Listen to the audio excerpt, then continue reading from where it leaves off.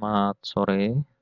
Assalamualaikum warahmatullahi wabarakatuh. Kita lanjutkan perkuliahan kita, mata kuliah teknik pengolahan sampah dengan topik anaerobik biodigester. Sesuai kontrak perkuliahan ya, kita ada anaerobik biodigester. Dan anaerobik digester ya kurang lebih sama saja.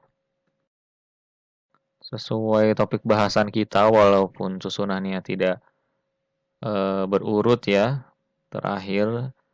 Namun tidak masalah, kita tetap mengejar materi yang akan kita bahas hari ini. Capaian pembelajaran mata kuliah adalah mahasiswa mampu menjelaskan proses anaerobic digester. Definisinya anaerobic digestion ya, atau AD adalah suatu proses dekomposisi zat organik yang mudah terurai, yang berlangsung dalam kondisi yang terkontrol dan melibatkan berbagai jenis mikroorganisme dalam kondisi tidak ada oksigen. Proses AD ini terjadi secara alami di lingkungan, contohnya di lingkungan rawa atau di dalam usus besar binatang ternak. Dengan menggunakan rekayasa teknologi, proses AD ini diaplikasikan untuk membantu proses dekomposisi zat organik di dalam reaktor atau tangki kedap udara, yang umum disebut sebagai digester, untuk memproduksi energi terbarukan, yaitu biogas. Berbagai jenis mikroorganisme terlibat dalam proses degradasi secara anaerobik, di mana produknya adalah biogas dan digestat. Digestat adalah material yang tersisa dari proses AD, bisa berbentuk padat, cair, maupun campuran keduanya yang kaya akan kandungan nutrien, sehingga dapat digunakan sebagai pupuk. Proses anaerobik dan dalam anaerobic digester ini akan menghasilkan biogas. Komponen utamanya adalah gas metan atau CH4 dan karbon dioksida atau kadang disebut juga gas asam yang disebut CO2. Namun proses ini pun dapat dihasilkan gas yang lain dengan jumlah yang sedikit ataupun dapat menghasilkan uap air. Biogas dengan kualitas 30-50% CH4 bisa digunakan langsung sebagai bahan bakar atau disalurkan melalui sistem perpipaan atau untuk sumber tenaga listrik melalui generator dan lain sebagainya. Pada proses anaerob, kemampuan mengurangi massa sampah merupakan yang paling rendah, karena hanya massa yang biodegradable atau C organik saja yang dapat dikurangi. Bila dalam pengoperasiannya ditambahkan air dengan perbandingan 1:1 atau bahkan lebih, ini dikenal dengan sistem basah. Maka massa setelah proses akan bertambah dengan kadar air lebih besar dari 150%. Jika sampah yang digunakan selektif, maka digestat yang dihasilkan akan baik digunakan sebagai pupuk. Berikut kurang lebih alur ya proses fasilitas anaerobic digester. Jadi ada ini tempat menghasilkan sumbernya ya, sumber bahan organiknya, kemudian dimasukkan ke dalam digester dengan monitoring dan kontrol tertentu. Nanti akan didapatkan biogas yang kemudian akan disimpan di storage tanks, kemudian nanti bisa dialirkan kembali, bisa menjadi salah satu sumber daya ataupun sumber panas. Sedangkan padatan dan cairannya bisa digunakan sebagai kompos, pupuk, dan sebagainya. Ini secara lebih singkat lagi ya, jadi organik material ini biasanya kotoran hewan ya, animal waste, food waste, agricultural waste, dan wastewater sludge. Dimasukkan ke dalam digestion tank, nanti bisa menghasilkan livestock bedding, kompos, fertilizer, dan nutrien. Juga dihasilkan biogas tentu saja untuk electricity, heating, ataupun vehicles, pipelines. Nah, ternyata anaerobic digester ini memiliki kelebihan dan kekurangan. Kelebihannya, dia menghasilkan biogas yang mengandung gas metan Dan biogas ini dapat dikonversi menjadi panas, listrik, bahan bakar kompor, ataupun bahan bakar untuk kendaraan. Dia bisa mengurangi ketergantungan pada bahan bakar fosil dan menghasilkan digestat yang kaya nutrisi dan dapat digunakan sebagai pupuk organik. Kekurangannya adalah proses pengolahan secara anaerobik berlangsung lebih lambat daripada proses aerobik karena siklus reproduksi bakteri anaerob yang lebih panjang. Proses anaerobik, perubahan kondisi lingkungan sedikit saja dapat memengaruhi kinerja prosesnya. Berikut adalah tahapan penyiapan substrat dalam anaerobic digester. Jadi tentu perlu pemilahan ya, pemisahan sampah organik dan anorganik. Ada pencacahan agar dapat sampah yang lebih kecil. Jika misalnya dari ya makanan ya. Kemudian ada pencampuran dengan limbah lain atau air. Dan nanti ada pemanasan atau penyesuaian pH. Berikut prosesnya yang lebih detail. Jadi disiapkan ya organik materialnya, dikirim ke digester system, diuraikan di dalam tank tersebut.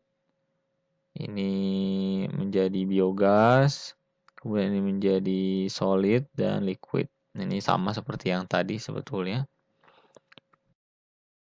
Nah, terdapat beberapa faktor yang dapat mempengaruhi produksi secara anaerob. Yang pertama adalah ketersediaan oksigen, kadar air, ukuran dan densitas dari bahan organik, kemudian potensial redoks dan pH yang diatur, kemudian kandungan asam lemak dan volatil, alkalinitas, temperatur, nutrisi, materi toksik yang mungkin terkandung, dan juga tentu saja kandungan mikroorganisme.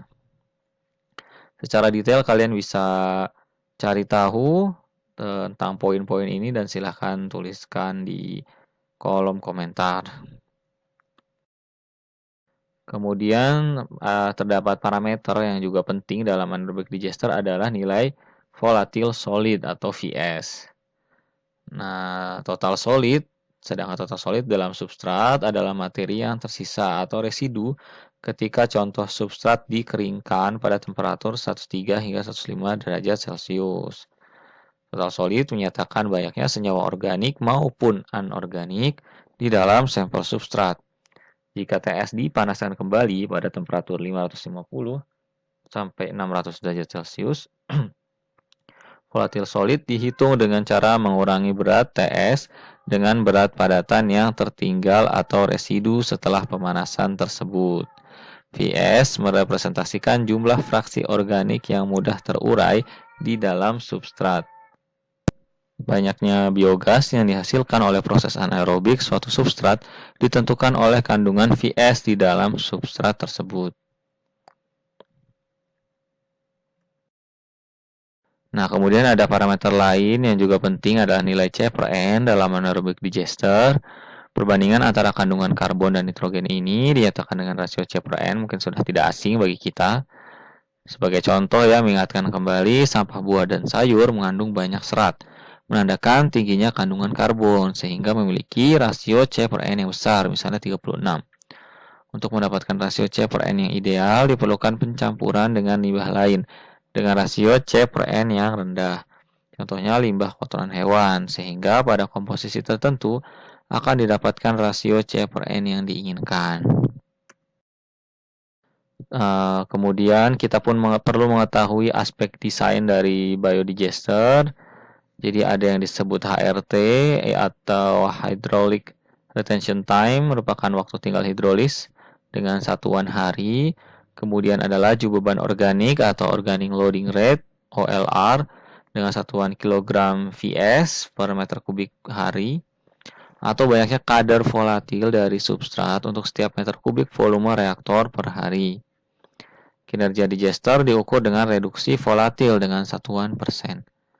Produksi gas diukur dengan satuan meter kubik per kilogram volatil yang digunakan atau hilang, atau dengan meter kubik per kilogram yang ditambahkan.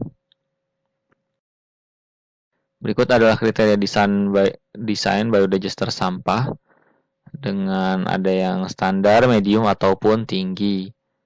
Jadi ada yang standarnya 30-60 hari, sedangkan yang tinggi itu bisa hanya 15 hari. Kemudian ini OLR-nya, organic loading rate-nya. Kemudian ini reduksi VS-nya ya. Yang tinggi 50%. Produksi gasnya ya, yang tinggi tentu saja lebih tinggi produksi gasnya.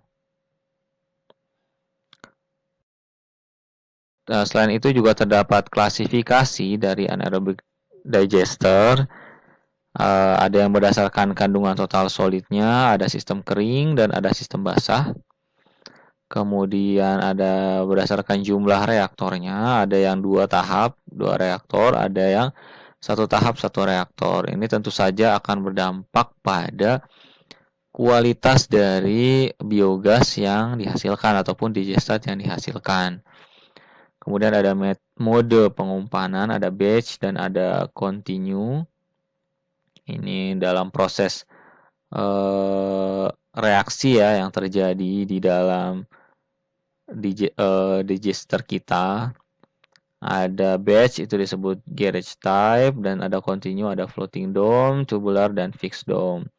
Nah, ini silahkan kalian cari tahu ya, garage type, floating dome, tubular dan fixed dome, dan silahkan tuliskan di kolom komentar.